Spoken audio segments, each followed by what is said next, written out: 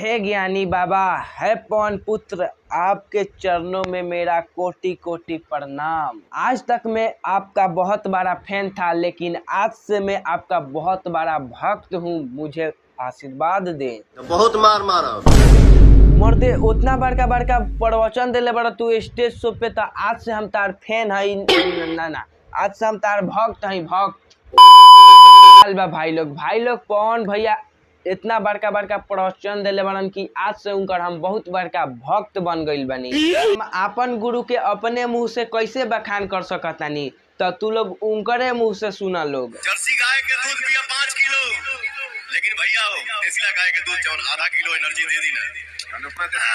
ये कहतरन जे कि देसीला गाय के दूध पियल जाला, है कि जर्सी गाय के दूध पिया 5 किलो, लेकिन देसीला गाय के आधे किलो दूध पी लेब तब फायदा कर दी। यहाँ तक तो सही बा, लेकिन आरू कुछ बोल देले बड़न हमनी के ज्ञानी बाबा। देसीला भैंस गजब बेइज्जती है। तो भाई लोग अब तू लोग सोचा लो कि तहा लोग के कह दिया भरल समाज में कि तू देसीला भैंस और देसीला गाय हो, तो तहा लोग के कैसन लगी? बोल रहा हूँ यार, बुरा लगता है भाई, आप लोग भी जानते हो यार। इहे हाल भइल है कुछ अनुपमा यादव के साथ, लेकिन उ कुछ ना बोल पैली, काहे कि उ पावर स्टार के साथ स्टेज शो करतली ह। तुहे लोग बताओ लोग कि कहत रहन कि हम भोजपुरी इंडस्ट्री के एकदम सुधार देम, लेकिन इहे भोजपुरी इंडस्ट्री के बिगाड़त रहन।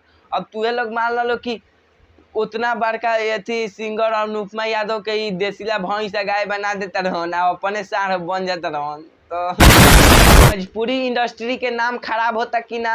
सारा लोग के का लगता कि पवन सिंह के ऐसा बात बोले के चाहिए कि ना? तो तू लोग कमेंट करो लोग। अब हम मिलते हैं नेक्स्ट वीडियो में। Ta-ta bye by.